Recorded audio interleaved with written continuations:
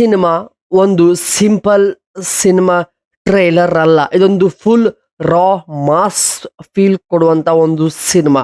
ಇವತ್ತು ನಾನು ರಿವ್ಯೂ ಮಾಡುತ್ತಿರುವ ಕರಾವಳಿ ಎಂಬ ಒಂದು ಸಿನಿಮಾದ ಟ್ರೈಲರ್. ಈ ಒಂದು ಸಿನಿಮಾ ಒಂದು ಬಿಗ್ ಬಜೆಟ್ ನ ಒಂದು ಸಿನಿಮಾವಾಗಿದೆ. ಸೊ ಈ ಒಂದು ಸಿನಿಮಾದಲ್ಲಿ ರಾಜ್ಬಿ ಶೆಟ್ಟಿ ಹಾಗೂ ಪ್ರಜ್ವಲ್ ದೇವರಾಜ್ ಅವರು ಮುಖ್ಯ ಭೂಮಿಕೆಯಲ್ಲಿ ಕಾಣಿಸಿಕೊಂಡಿದ್ದಾರೆ. ಈ ಒಂದು ಸಿನಿಮಾ ಒಂದು ಆಕ್ಷನ್ ಮತ್ತು ಒಂದು ಕಲ್ಚರ್ ಮತ್ತು ಕಾಸ್ಟಿಂಗ್ ಡ್ರಾಮಾ ಸಿನಿಮಾವಾಗಿ ಈ ಒಂದು ಸಿನಿಮಾ ಅದ ಟ್ರೈಲರ್ ಬಿಡುಗಡೆ ಆಗಿದೆ. ಇವತ್ತಿನ ಒಂದು ವಿಡಿಯೋದಲ್ಲಿ ನಾನು ಕರಾವಳಿ ಸಿನಿಮಾದ ಟ್ರೈಲರ್ ಸಂಪೂರ್ಣವಾಗಿ ಇಂಚು ಬೈ ಇಂಚ್ ಪ್ರತಿಯೊಂದೊಂದು ರಿವ್ಯೂ ಹಾಗೂ ಸಿನಿಮಾದ ಡಿಸ್ಕಸ್ ಮಾಡೋಣ ಇವತ್ತಿನ ಒಂದು ವಿಡಿಯೋದಲ್ಲಿ ಸ್ನೇಹಿತರೆ. ಸೊ ಈ ಒಂದು ಕರಾವಳಿ ಸಿನಿಮಾದ ಟ್ರೈಲರ್ ಹೇಗಿದೆ ಮತ್ತು ಈ ಒಂದು ಸಿನಿಮಾ ಯಾವಾಗ ರಿಲೀಸ್ ಮಾಡ್ತಾರೆ ಮತ್ತು ಇದು ಎಷ್ಟು ಭಾಷೆಗಳಲ್ಲಿ ಬಿಡುಗಡೆ ಆಗ್ತಾ ಇದೆ, ಸೊ ಹಾಗೆ ಈ ಒಂದಿಷ್ಟು ವಿಷಯಗಳ ಕುರಿತು ಮಾತನಾಡೋಣ ಬನ್ನಿ. ಸೊ ಕಂಟೆಂಟ್ ಶುರು ಮಾಡೋಕ್ಕಿಂತ ಮುಂಚಿತವಾಗಿ ನೀವು ನನ್ನ ಒಂದು ಯೂಟ್ಯೂಬ್ ಚಾನಲ್ಗೆ ಸಬ್ಸ್ಕ್ರೈಬ್ ಮಾಡದೇ ನೋಡ್ತಾ ಇದ್ರೆ ಬೇಗನೆ ಸಬ್ಸ್ಕ್ರೈಬ್ ಮಾಡಿಕೊಳ್ಳಿ. ಏಕೆಂದರೆ ನಾನು ಅಪ್ಲೋಡ್ ಮಾಡುವಂಥ ಎಲ್ಲ ಮಲ್ಟಿಪಲ್ ಲ್ಯಾಂಗ್ವೇಜಿನ ಮೂವಿಗಳು ನಿಮಗೆ ನೋಟಿಫಿಕೇಶನ್ ಮುಖಾಂತರ ಬರಬೇಕಂದ್ರೆ ನೀವು ಸಬ್ಸ್ಕ್ರೈಬ್ ಮಾಡಿರಲೇಬೇಕಾಗುತ್ತದೆ. ಸೊ ಬನ್ನಿ ಇವಾಗ ಕರಾವಳಿ ಸಿನಿಮಾದ ಕಂಟೆಂಟ್ ಹೇಗಿದೆ ಮತ್ತಿದು ಕಲ್ಚರ್ ಸಿನಿಮಾನ ಅಥವಾ ರಾ ಆಗಿರುವ ಒಂದು ರಿವೆಂಜ್ ಆಕ್ಷನ್ ಸಿನಿಮಾನ ಅಂತ ಒಂದೊಂದಾಗಿ ನೋಡ್ತಾ ಹೋಗೋಣ. ಸೊ ಈ ಒಂದು ಸಿನಿಮಾ ಕೂಡ ಆಲ್ರೆಡಿ ನಿನ್ನೆ ಯೂಟ್ಯೂಬಲ್ಲಿ ಕೂಡ ಟ್ರೆಂಡ್ ಕೂಡ ಕ್ರಿಯೇಟ್ ಮಾಡ್ತಾ ಇದೆ. ಪ್ರಜ್ವಲ್ ದೇವರಾಜ್ ಅವರ ಲುಕ್ ಆಗೋದು, ರಾಜ್ಬಿ ಶೆಟ್ಟಿ ಅವರ ಒಂದು ಕಾಂಬಿನೇಷನ್ ಇದರಲ್ಲಿ ತುಂಬ ಚೆನ್ನಾಗಿನೇ ಕಾಣಿಸುತ್ತದೆ. ಸೊ ಹಾಗಾದ್ರೆ ಈ ಒಂದು ಸಿನಿಮಾದ ಮೇನ್ ಕಂಟೆಂಟ್ ಕಡೆ ನೋಡೋಣ ಬನ್ನಿ. ಈ ಸಿನಿಮಾ ಒಂದು ಟ್ರೈಲರ್ ಸಿಂಪಲ್ ವಾಗಿ ಬಂದಿಲ್ಲ. ಇದೊಂದು ಫುಲ್ ರಾ ಮಾಸ್ ಆಕ್ಷನ್ ಫೀಲ್ ಕೊಡುವಂತ ಒಂದು ಸಿನಿಮಾ. ಆದ್ರೆ ಇದು ಕನ್ನಡ ಇಂಡಸ್ಟ್ರಿಯ ಕನ್ನಡ ಮೂಲ ಸಿನಿಮಾವಾಗಿದ್ರು ಕೂಡ ಸಾಕಷ್ಟು ಜನ ಚರ್ಚೆ ಮಾಡೋ ರೀತಿ ಆಗಿದೆ. ಏನಪ್ಪಾ ಅಂದ್ರೆ ಈ ಒಂದು ಸಿನಿಮಾ ಒಂದು ಬೇರೆ ಭಾಷೆಯ ಸಿನಿಮಾ ಅಂತ ಹೇಳ್ತಿದ್ದಾರೆ. ಆದ್ರೆ ಇದು ಕನ್ನಡದ ಹೆಮ್ಮೆಯ ಸಿನಿಮಾ ಕರಾವಳಿ. ಈ ಒಂದು ಕರಾವಳಿ ಸಿನಿಮಾದ ಟ್ರೈಲರ್ ಸ್ಟಾರ್ಟ್ ಆಗೋದು ಒಂದು ಕಾಸ್ಟಲ್ ವಿಜುವಲ್ಸ್ ಇಂದ, ಅಂದ್ರೆ ಒಂದು ಕಲ್ಚರ್ ಇಂದಾನೆ ಈ ಒಂದು ಸಿನಿಮಾದ ಟ್ರೈಲರ್ ಸ್ಟಾರ್ಟ್ ಆಗುತ್ತದೆ. ಅಲ್ಲಿ ಯೂಸ್ ಮಾಡಿದಂಥ ಸಿನಿಮಾಟಿಕ್ ಗ್ರಾಫಿಕ್ಸ್ ಕೂಡ ನೆಕ್ಸ್ಟ್ ಲೆವೆಲ್ ಆಗಿದೆ ಮತ್ತು ಅದು ಕೂಡ ಚೆನ್ನಾಗಿನೇ ಫ್ರೇಮ್ಗೆ ಹೊಂದಿಕೊಂಡಿದೆ. ಏಕೆಂದರೆ ಒಂದು ಕಲ್ಚರ್ ಸಿನಿಮಾ ಮಾಡೋದು, ಅಲ್ಲಿರುವಂಥ ಪಾತ್ರಗಳಾಗ್ಬೋದು, ಆ ಒಂದು ದೈವ ಆಗ್ಬೋದು, ಅಲ್ಲಿರುವಂಥ ಕಲ್ಚರ್ ಅಲ್ಲಿರುವಂಥ ಒಂದು ಪದ್ಧತಿಗಳನ್ನು ಸಿನಿಮಾದಲ್ಲಿ ತೋರಿಸೋದು ತುಂಬ ಮುಖ್ಯವಾಗುತ್ತದೆ. ನಿಮ್ಗೆಲ್ಲರಿಗೂ ಗೊತ್ತಿರುತ್ತೆ, ನಮ್ಮ ಹಳೆಯ ಸಿನಿಮಾ ಕಾಂತಾರ 1, ಕಾಂತಾರ ಚಾಪ್ಟರ್ 2 ಯಾವ ರೀತಿ ಒಂದು ದೈವದ ಮೂಲದ ಮುಖಾಂತರ ಈ ಒಂದು ಅವುಗಳು ಸಿನಿಮಾಗಳು ಬಂದಿದ್ದವು. ಸೊ ಅದೇ ಒಂದು ನಿಟ್ಟಿನಲ್ಲಿ ಇದು ಒಂದು ಕರಾವಳಿ ನಲ್ಲಿ ಇರುವಂತ ಒಂದು ಪದ್ಧತಿ, ಅದು ಕೋಣಗಳ ಆರ್ಭಟ ಆಗ್ಬೋದು ಮತ್ತು ಅಲ್ಲಿರುವಂಥ ಕಲ್ಚರ್ ಮೇಲೆ ಸಿನಿಮಾ ರೆಡಿ ಆಗಿದೆ. ಈ ಒಂದು ಸಿನಿಮಾ ಫಸ್ಟ್ ವ್ಯೂನಲ್ಲಿ, ಸೆಕೆಂಡ್ನಲ್ಲಿ ನೇಚರ್ಸ್ ಆಗೋದು, ಮ್ಯಾನ್ಗಳ ಅಂದ್ರೆ ಪ್ರತಿ ಪಾತ್ರಗಳ ಪರಿಚಯ ಕೂಡ ಆಗ್ತಾ ಹೋಗುತ್ತದೆ. ಏಕೆಂದ್ರೆ ಒಂದು ಸಿನಿಮಾ ಅಂದ್ರೆ ಅಲ್ಲಿ ಬರುವಂತ ಪಾತ್ರಗಳ ಮೇನ್ ಆಗುತ್ತದೆ. ಏಕೆಂದ್ರೆ ಒಂದು ಕತೆ ಹೇಳುವಂತ ರೀತಿ, ಯೂಸ್ ಮಾಡಿದ ಸೆಟ್, ಅಲ್ಲಿರುವಂಥ ಆಡಿಯನ್ಸ್ ಮತ್ತು ಅಲ್ಲಿರುವಂಥ ಕಲ್ಚರ್, ನೇಚರ್ ಎಲ್ಲವೂ ಕೂಡ ಕತೆಗೆ ಹೊಂದಿಕೊಳ್ಳುವುದು ಮುಖ್ಯವಾಗಿರುತ್ತದೆ.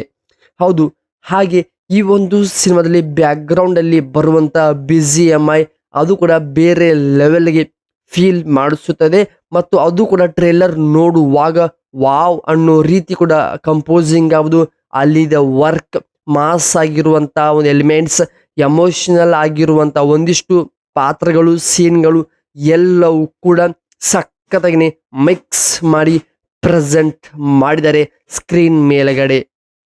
ಹಾಗೆ ಸಿನಿಮಾದ ಹೀರೋ ಎಂಟ್ರಿ ಆದಾಗ, ಅಂದ್ರೆ ಹೀರೋ ಪ್ರಜ್ವಲ್ ದೇವರಾಜ್ ಅವರ ಎಂಟ್ರಿ ಆದಾಗ ಫುಲ್ ಪವರ್ಫುಲ್ ಆಗಿ ಮಾಸ್ ಲುಕ್ಕಿನಲ್ಲಿನೇ ಎಂಟ್ರಿ ತೆಗೆದುಕೊಂಡಿದ್ದಾರೆ ಸಿನಿಮಾದ ಟ್ರೈಲರ್ನಲ್ಲಿ. ಆದರೆ ಒಂದಿಷ್ಟು ಈ ಒಂದು ಸಿನಿಮಾ ಸಾಕಷ್ಟು ವಿವಾದಗಳಿಗೆ ಒಳಗಾಗಿದೆ. ಈ ಸಿನಿಮಾದಲ್ಲಿ ಪ್ರಜ್ವಲ್ ದೇವರಾಜ್ ಅವರ ಧ್ವನಿ ಇಲ್ಲ, ಅದರ ಬದಲಾಗಿ ಬೇರೆ ಒಬ್ಬರ ಡಬ್ಬಿಂಗ್ ವಾಯ್ಸ್ ಇದೆ. ಇದು ಸ್ವಲ್ಪ ಪ್ರಜ್ವಲ್ ದೇವರಾಜ್ಗಳ ಅಭಿಮಾನಿಗಳಿಗೆ ಸ್ವಲ್ಪ ಬೇಜಾರಾಗುವಂಥ ವಿಷಯ. ಆದರೆ ಇದು ಕೂಡ ಒಂದು ವಿವಾದಕ್ಕೆ ಒಳಗಾಗಿದೆ ಪ್ರೆಸೆಂಟ್ ಇವಾಗ. ಸೊ ಹಾಗೆ ಎಸ್ಪೆಷಲಿ ಈ ಒಂದು ಸಿನಿಮಾ ಕಂಬಳ ಸೀನ್ ಆಗ್ಬೋದು, ಅಂದ್ರೆ ಕೋಣಗಳ ಕಂಬಳ ಆಗ್ಬೋದು, ಮತ್ತು ವಿಜುವಲ್ಸ್ ನೋಡಿದ್ರೆ ಲಿಟ್ರಲಿ ಇದು ವಾವ್ ಅನ್ನಿಸೋ ರೀತಿ ಒಂದು ಕಂಪೋಸಿಂಗ್ ಆಗ್ಬೋದು, ಕತೆ ಹೇಳುವಂತ ರೀತಿ ಎಲ್ಲವೂ ಕೂಡ ಸಖತ್ತಾಗಿ ವರ್ಕ್ ಆಗಿದೆ.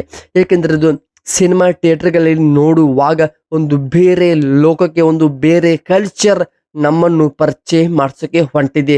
ಏಕೆಂದ್ರೆ ಅಲ್ಲಿರುವ ಪದ್ಧತಿ, ಅಲ್ಲಿರುವಂತ ದೈವಗಳ ಮೇಲೆ ಆಧಾರ ಇರುವ ನಂಬಿಕೆ, ದೇವರು, ಇವು ಮೇಲೆ ಕಾನ್ಸೆಪ್ಟ್ ಜೊತೆಗೆ ಒಂದು ಒಳ್ಳೆ ರಿವೆಂಜ್ ಸ್ಟೋರಿ ಕೂಡ ಅಂತ ಹೇಳಬಹುದು ಈ ಒಂದು ಕರಾವಳಿ ಸಿನಿಮಾದ ಟ್ರೈಲರ್.